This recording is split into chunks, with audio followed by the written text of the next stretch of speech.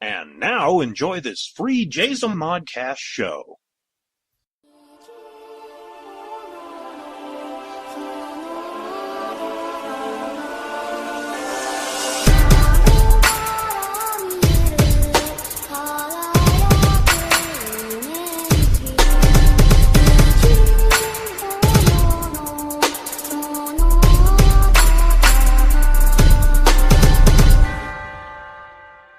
Welcome to My Public Life. As an American nerd, I am your host, David K. Montoya. Welcome back, kids. It is November 1st. Wow. This year is almost finished already. Good grief. To me, honestly, it just seemed like yesterday that we were, looking forward to the summer. Now the whole year is almost over. Wow. This whole year has just gone by fast. All right, kids, I have a lot of stuff. And honestly, I don't know if I'm going to be able to go through everything. I wanted to talk about some stuff last week, but I ended up spending it all talking about how great Halloween was. And, a lot of people disagreed with me. I was really shocked at the emails that I got. I received, it was like 4 or 5 of them in total. And there were some that did not like it. And they thought it was... I don't even know if I really want to talk about what they thought it was, which I didn't see it was. I thought it was a great movie, and when it comes out on Blu-ray, I'm gonna buy it. It's that good. All right, kids, I'm already digressing, and we're a couple minutes into the show. We're not even 2 minutes into the show yet. Okay, so let's take a look and see what we got here in I'm looking at the headlines right now. I'm trying to figure out, like I said, we have got so much to talk about. Do we want to do comic book news? You know what? Let's do some Star Wars news. We haven't talked about Star Wars in a while. I actually have some Star Trek news too, but I'm more of a Star Trek person than a Star Wars. So I picked Star Wars.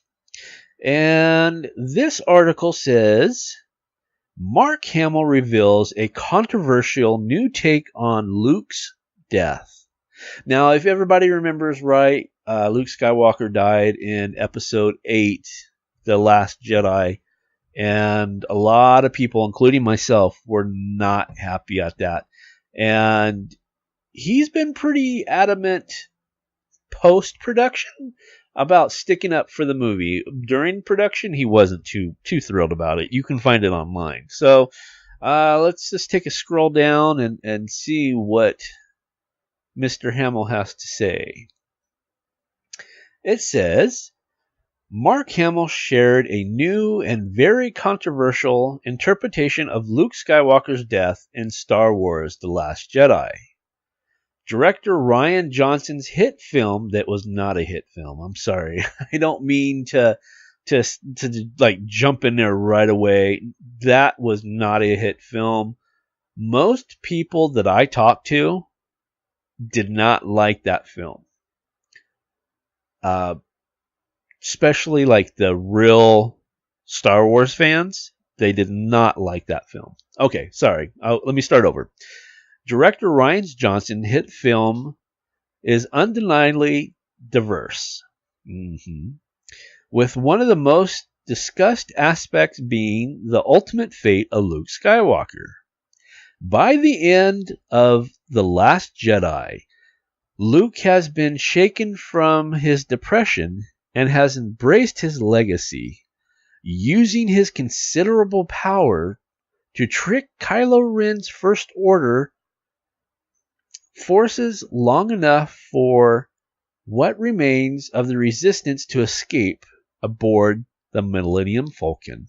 However, his presence on the planet Crate is revealed to only be a force projection from ACH-2, AHCH, ACH-2, T-O. The exertion is too much for him, and Luke's body disappears as he becomes one with the Force. And then there's a show, a drawing, I guess. Someone did a drawing, looks like comic book wise, of what happened of Luke, like a comic book adaptation of it. And then as we scroll down, we find out it's from Mr. Luke Skywalker himself. And it says, that's funny because it says, I did not know that Mark Hamill's Twitter handle is Hamill himself. That's funny. It says, the Force killed Luke. You have to acknowledge the irony in this fate. Almost like an addict that kicked the habit cold turkey, remained clean for decades, only to reuse it just once and then tragically overdoses. That's wow, that's an interesting take on it. While some fans love their send-off for the characters, others were infuriated with Luke's withdrawal from the galaxy and his melancholy death. But now Hamill has posted a new interpretation of the ending for his character that makes his character about 90 times sadder. That's pretty true. Hamill shared the idea that the Force killed Luke. You have to acknowledge the irony of his fate, he wrote. Almost like an addict that kicked the habit cold turkey, remains clean for decades only to reuse just once and then tragically overdoses. And then it says the hashtag sad Skywalker reveals this to be more of a joke than anything, but that probably won't stop it from reopening some old wounds about the character's fate. Yeah, that's actually not a bad interpretation or a bad idea of it if you sit and think about it. That's kind of interesting. I like it. I mean, it makes sense. You get used to using that power, that Force. I'm going full nerd here, kids. But if you go and become one of the strongest Jedi known to man, you would think you would get addicted to the Force, that power. And then you withdraw from it, like cold turkey, and you live a normal life, and then all of a sudden you do something insanely crazy like Force projection. That does make sense. It really does. Interesting. Huh. Even if it's a joke or not, it's very interesting. It's, I don't know. I kind of like the idea. So, all right, let's go ahead and take a peek at, let's see, we did Star Wars. So let's go and let's do some X-Men. Yeah.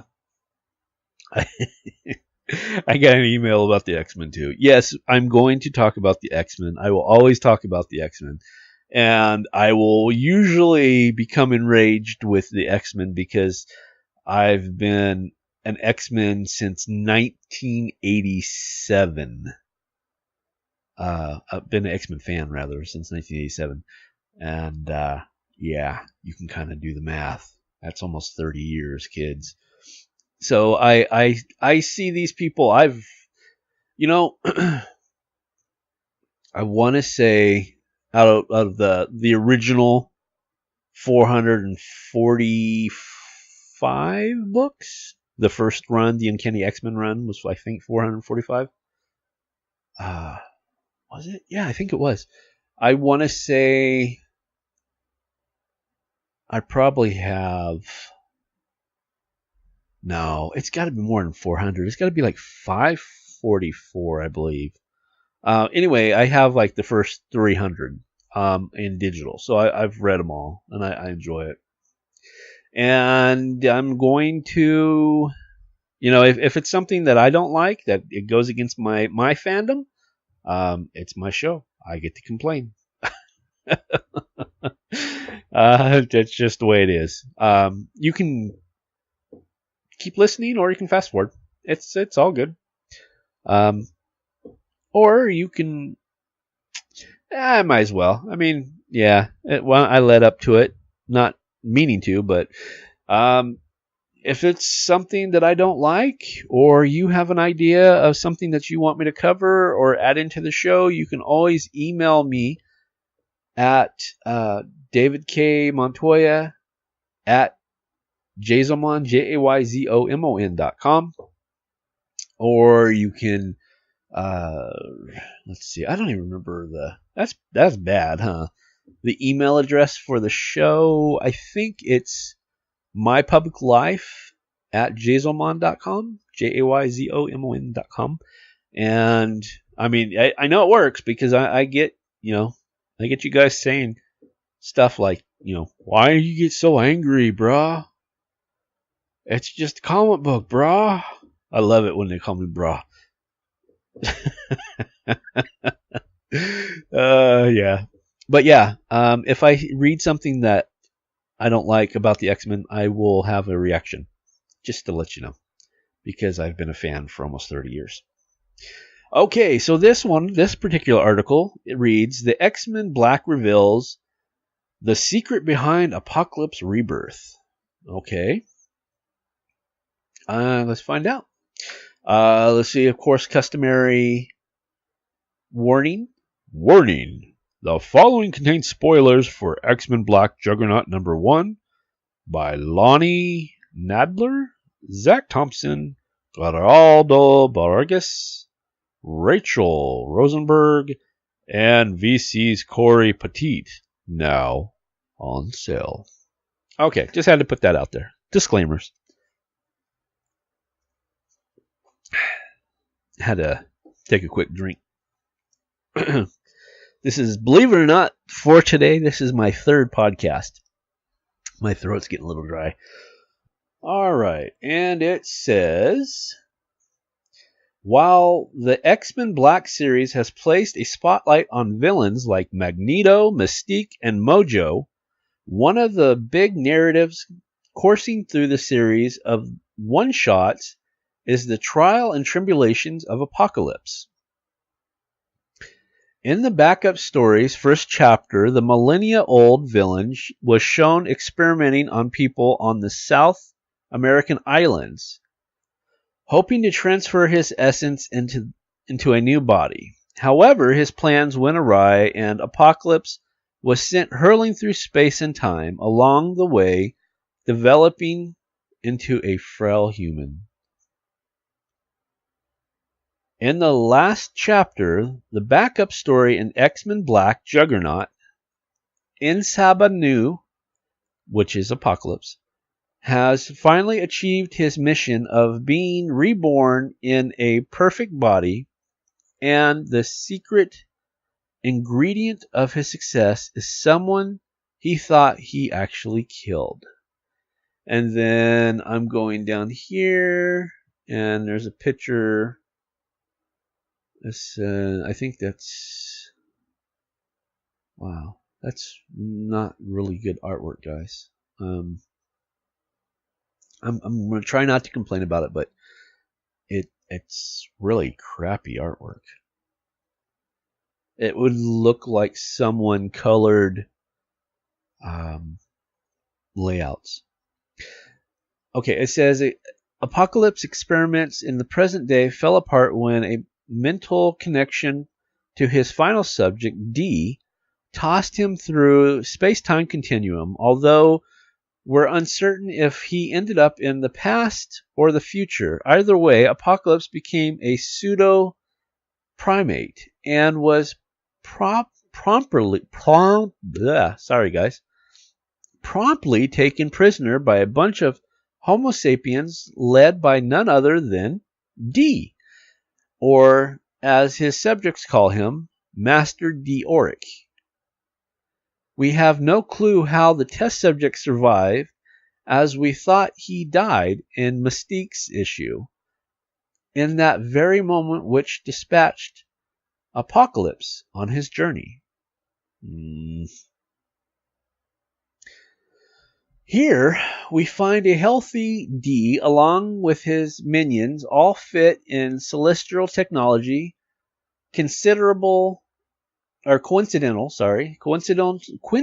because this same tech was used by Apocalypse to experiment on Din the first place. Now their roles are reversed, with D experimenting on apes using the technology, as well as the device Apocalypse was using to perfect his transfer. The Finch. Okay. We're not given any insight as to what D is trying to accomplish, though, because he's using a lesser being in a primate form of Apocalypse. It's unlikely he's able to transfer consciousness into such a weak host after all. Nonetheless, D embarks on his experiment only to fail just like Apocalypse did the present day. This is because Insabnu uses his reserve mutant power to grab D's hand, thus rewriting D's DNA with his own. The villain has finally attained the vessel he's been waiting for his whole life, reborn and ready to conquer the world. He wants to start his quest by first subjugating D's minions. Okay. As well as the other primates running around this prehistoric era. In other words, Apocalypse is building an army. Okay. Oh my god. Okay. I'll just keep reading. This does leave us with a few questions. First, who exactly was D? He proved to be the key for Apocalypse rebirth, being the ideal vessel and whatnot. So could he have been a mutant we are already familiar with? Secondly, we're left wondering how D and his people end up with a celestial tech when they met Apocalypse after the time jump. We know Apocalypse studied this tech in the past and also had access to such science from celestial various visits to Earth. But D having access to the tech and being an expert in using it raises more questions than answers. We know he's got the Finch when his men ambush Apocalypse, but it also remains a mystery as to how he was able to get the device working so easily, as well as how he ended up the same place Sabu jumped to. Either way, Apocalypse has been reborn, claiming he has achieved total immortality.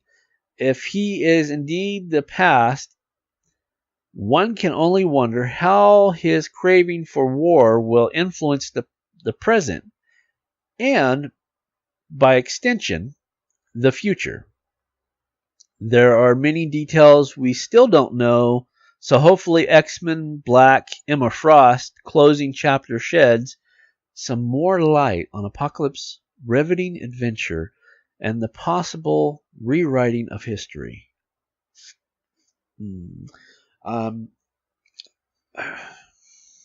Okay. That is what happens when you are given a job to write something and you have no idea what the story is and who the characters are and their backstory, and you just pull something out of your back end, out of your bum, your butt, your gluteus maximus, your gluteus minimus. Actually, it's a combination of gluteus minimus and maximus, but that's another story. And come up with the crap there. And I don't get the horrible artwork. It's just, I think this is the reason why I stopped reading the X-Men comics, is just because the stories are just really, I'm not a big Brian Michael Bendis fan. I'll be the first one to tell you I don't like him. I don't like his writing. I've never liked his writing. I always thought, wow, you can't get worse than that crap. Well, I'm wrong. I am seriously wrong. To be a kid. I wish I could be a kid again. And be able to enjoy, the things of kids back in the past. Everything was novel back then, It was like, I remember watching cartoons and whatnot, and it was always fun. The days, huh? Now I'm going on almost a 42-year-old bitter old man. This brings me, not the bitter old man part, but the cartoon and kids. My kids absolutely love the Teen Titans Go. In fact, in July, the three of us, my son and my two daughters, we went to the movie and seen the Teen Titans Go to the movies. And from that point on, there's been rumors that there's going to be a crossover of the universes between Teen Titans Go and the Teen Titans drama cartoon from previous. And going through the list of stuff today, I found it, and it has been confirmed, and the title says Teen Titans Go versus Teen Titans, confirmed for 2019. Now, this is interesting because how are they going to combine that? Because Teen Titans Go was not a drama. Teen Titans Go is for kids, is for, more like my girl's age, 3 and 7, and as where I think if I had to put an age on it, I think the original Teen Titans would be somewhere at least around the teen mark, at least early teens, if not even a little bit more. So I'm kind of curious to see how they would be able to assemble the two shows into, what I'm trying to say? It just, I don't know. It doesn't make sense because you're taking two genres and trying to mesh them together. Okay, let's see what it says. It says, the mid-credit scene of Teen Titans Go, the movies, teased the return of the original animated Teen Titans, and Warner Brothers is determined to deliver next year in some form. A teaser surfaced online earlier this week for Teen Titans Go versus Teen Titans, bring together the characters from both animated incarnations. The animation goes through a 30-second clip, and it might have easily dismissed a clever fan creation. IO9.com has confirmed with Warner Brothers that it's legitimate. However, what exactly it isn't exactly clear. All right. Let's find out. Why not? Let's find out. Let's see what happens. All right, and playing now. Let's give everybody what they really want to see. Titans Go!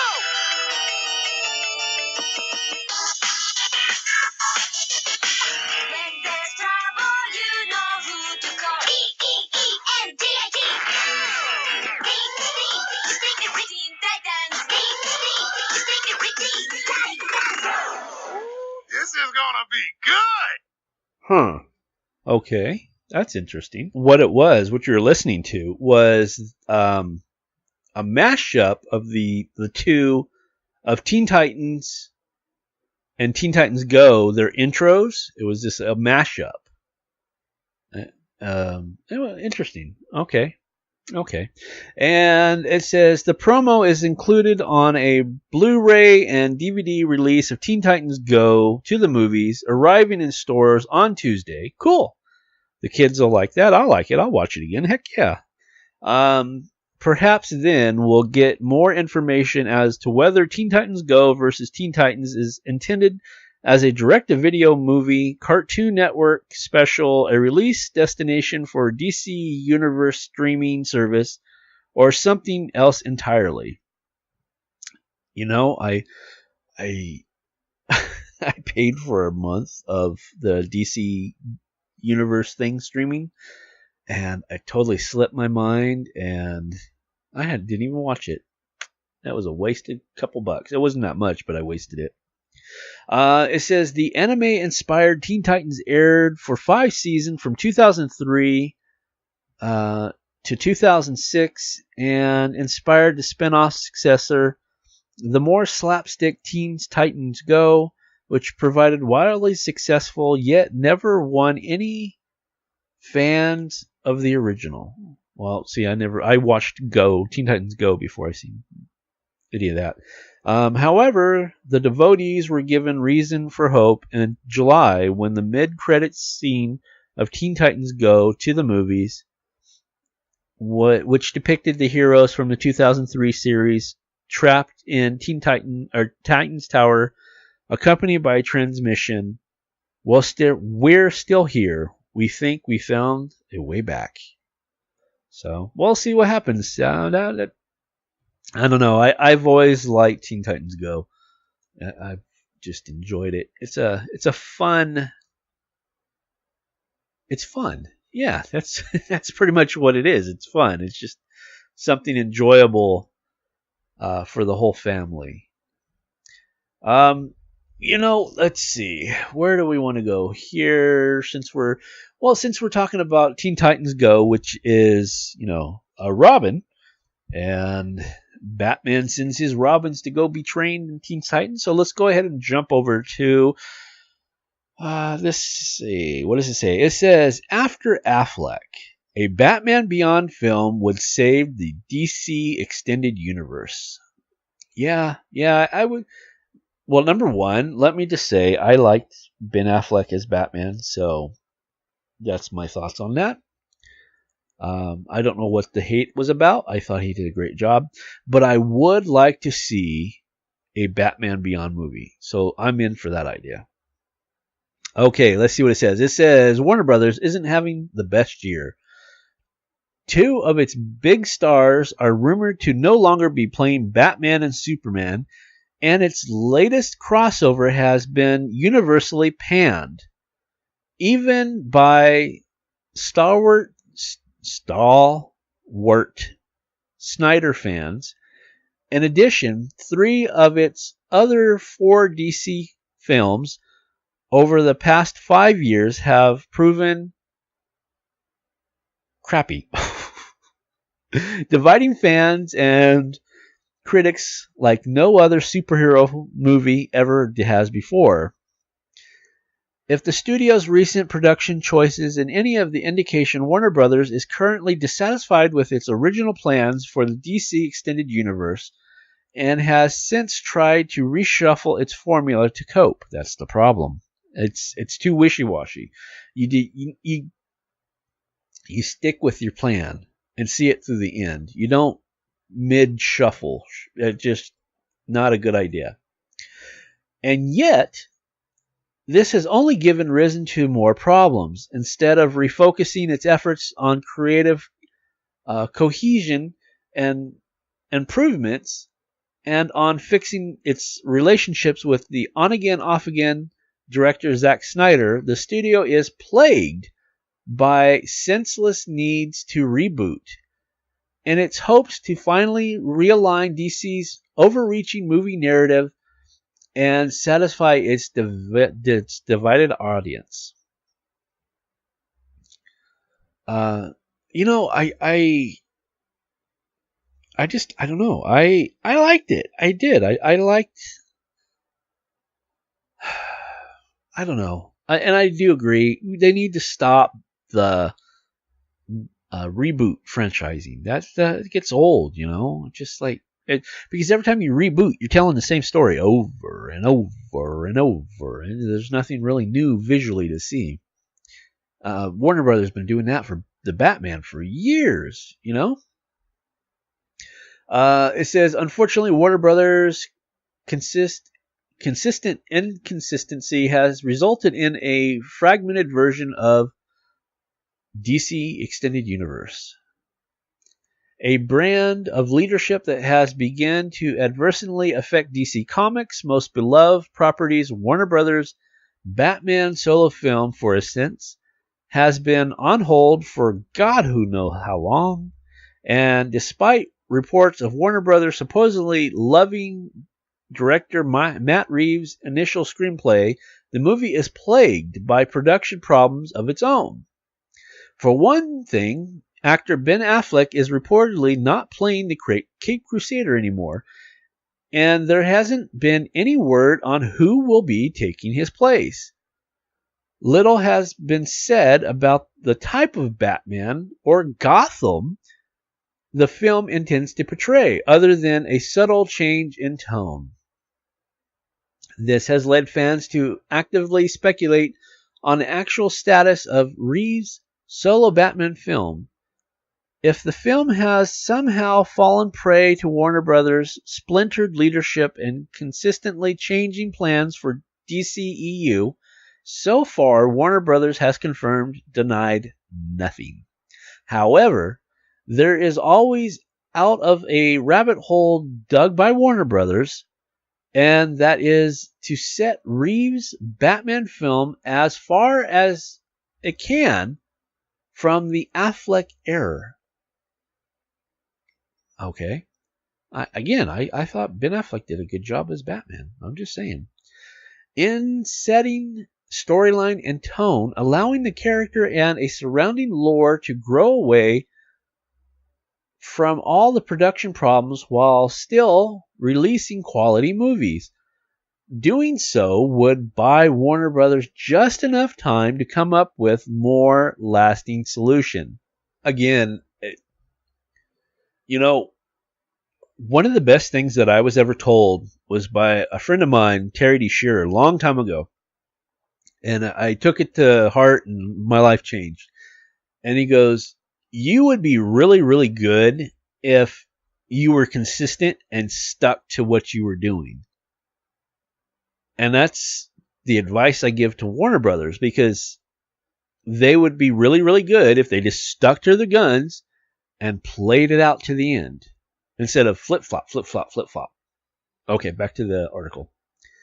It says, and what better out of this world story to adapt than Bruce Timm, Paul Dini, and Alan Burnett's 1999 hit Batman Beyond. Now, I am totally into that. I think that's a great idea. I would love to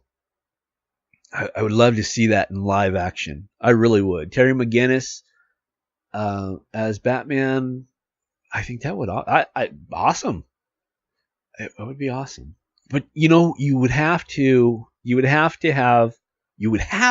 Oh my God, it would be a miracle if it did. But it would be so cool if you got Michael Keaton to play the old Bruce Wayne. Oh yeah, that would be awesome. All right, again, back to the article. Warner Brothers' current problems revolve around its present vision for the DC Cinematic Universe. Okay. Yeah. Okay. Whether or not Snyder's vision was actually tasteless is debatable. The point is, Warner Brothers no longer wants anything to do with it and is looking for a way out. A live-action Batman Beyond is actually a permanent way out, but it is a temporary escape while Warner Brothers desperately tries to reprogram and understand its ideas.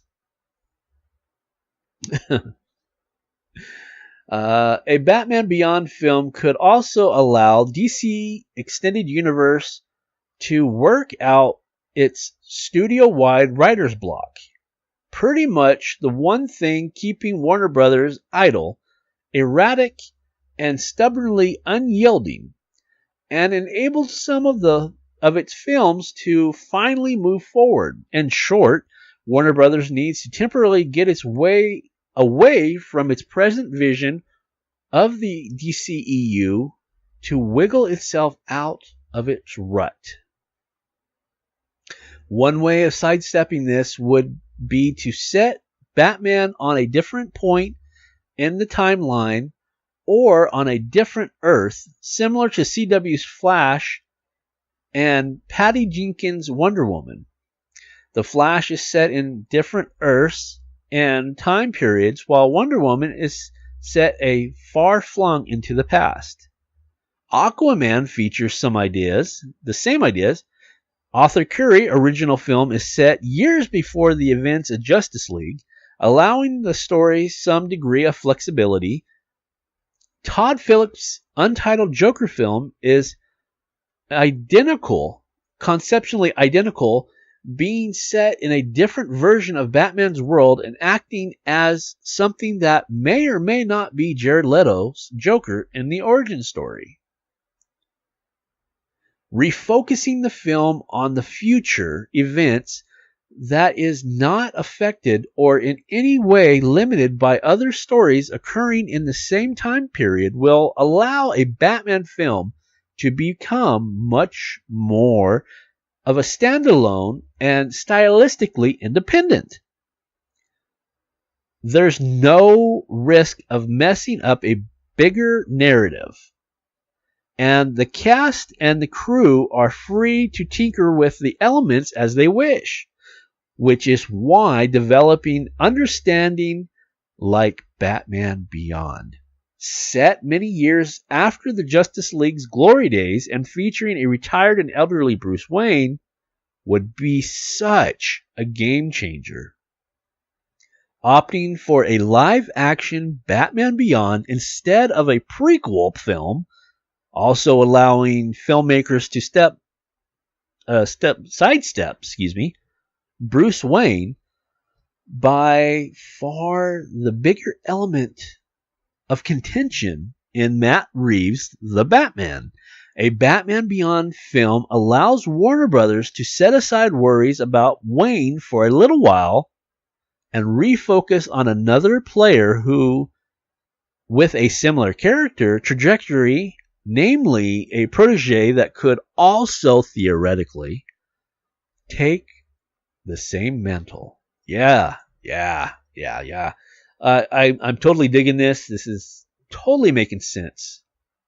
Let's see what else it says. There are several characters that could replace Bruce Wayne as Batman in the future version of Gotham City, of course. First, Robin, Dick Grayson, is best known as Nightwing, but he already has a solo film planned, while the two subsequent Robins, Jason Todd and Tim Drake, are better known as Red Hood and Red Robin, respectively. This leaves us with two other contenders, Commissioner Gordon and Damian Wayne. Gordon's debut as Batman in Scott Snyder's Batman 41, while Damian adopted the cowl in Grant Morrison's Batman 666, set in a nightmarish future of Gotham City. Both were decidedly good runs, but these two are nowhere near as well liked as Terry McGinnis, Wayne's other son, and Batman of Batman Beyond. I totally agree with that too. A lot of people accept the fact that Terry McGinnis is the one who becomes Batman after Bruce Wayne. So, again, it's logically, it just makes sense. Batman primed to a mentor-type role, and shoving another Batman into the foreground will allow Warner Brothers to finally produce a Batman film without necessarily having to use Bruce Wayne. basically working around the original problem without actually dropping the clue that holds everything together. This is exactly what the idea behind canceling Marvel's Iron Fist, yet promising that he will continue to appear in other Marvel properties. Spinoff includes, Hank Pym still existing in the Marvel Cinematic Universe, yet handing the mantle to Ant-Man to Scott Lang while Pym becomes his mentor. Same aspect. Makes sense, yeah? The method allows the character to live on in a story set in the same universe without actually needing to focus the spotlight on the same hero. It's a nifty workaround and might just be what Warner Brothers needs to get over the block, moving on from Affleck and getting out of the rabbit hole.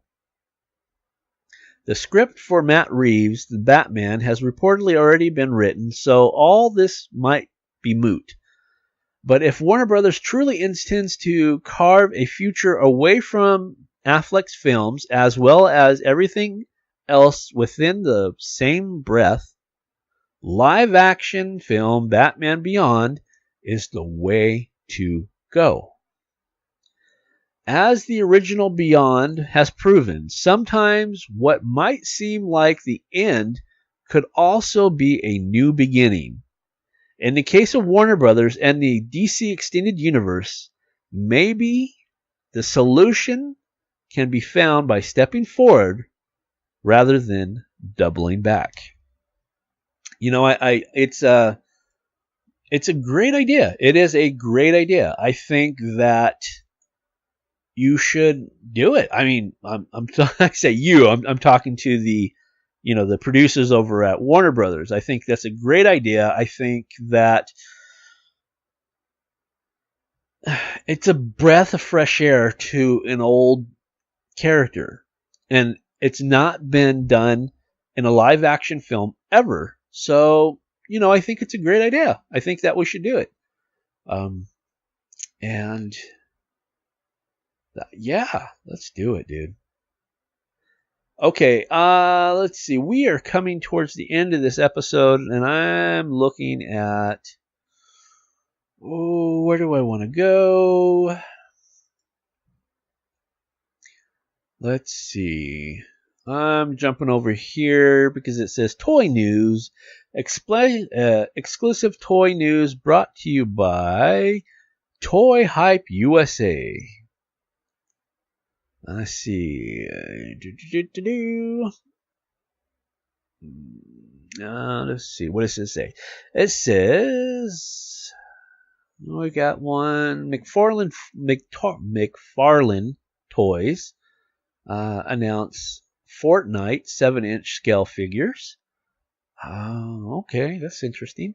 It says these are just little blurbs that I'm giving to you for any of you toy collectors out there. McFarlane Toys have announced their upcoming Fortnite 7-inch scale figures, and the first wave of figures are scheduled for release in November this month, 2018. Very cool. Okay.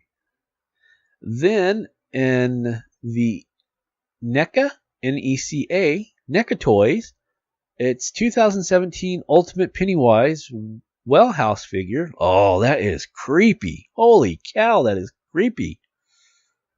Oh, goodness. It says NECA Toy announced that their upcoming 2017 Ultimate Pennywise Wellhouse figure.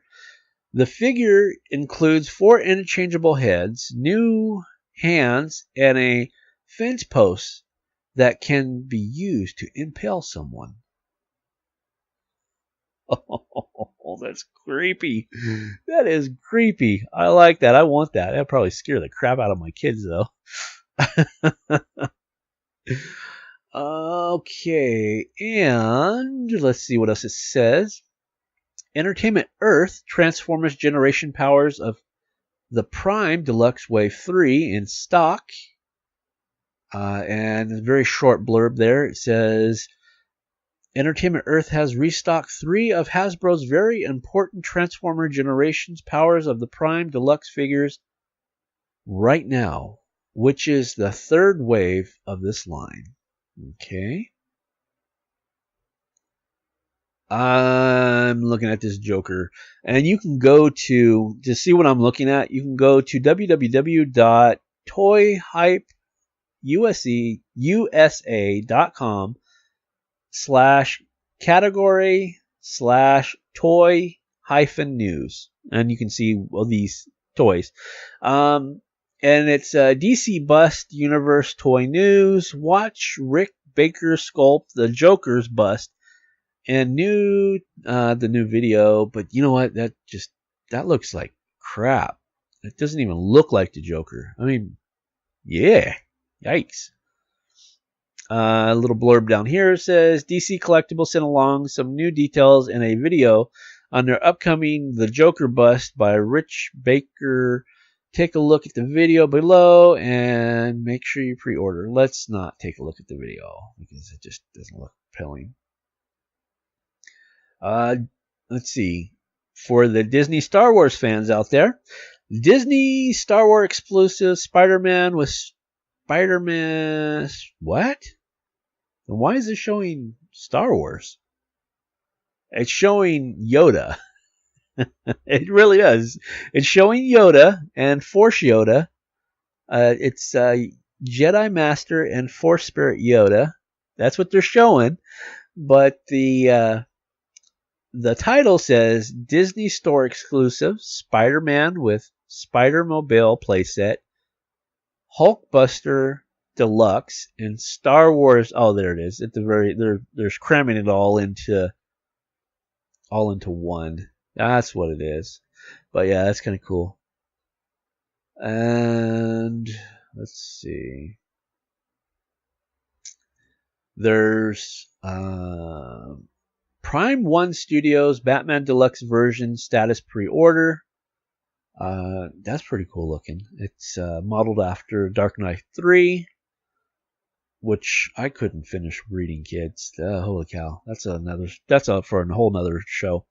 But yeah, it's Batman stands at 32 to 40 inches tall, depending on which accessories he's holding. That's cool. And I'm just taking a peek to see if there's any more information that I can pass along to you guys before I wrap up for this week. I don't see anything. Nope. There is a cool, it's Hot Toys release official details and image of their upcoming Deadpool 2. Dusty Deadpool 6 scale figure. Dusty Deadpool features 30 points of articulation and stands over 12 inches tall. That's pretty cool. And just see. No. Okay, kids, that's it. That's all I see. We were able to get through a lot of stuff. So, all right, kids. Thank you for coming in. I hope I entertained you, gave you some information to take out for the week, and you guys can get together and nerd out with all your other friends. Come back next week, and we'll do it all over again as I dig up all this great nerdy stuff. Again, if you have any ideas or thoughts that you would like me to review, you can drop me an email at davidkmontoya@jayzomon.com, JAYZOMON.com, or you can email the show at mypubliclife@jayzomon, JAYZOMON.com, and let me know. And if it's a good idea, I'll definitely do it. So for My Public Life as an American Nerd, I am David K. Montoya, and I bid you all adieu.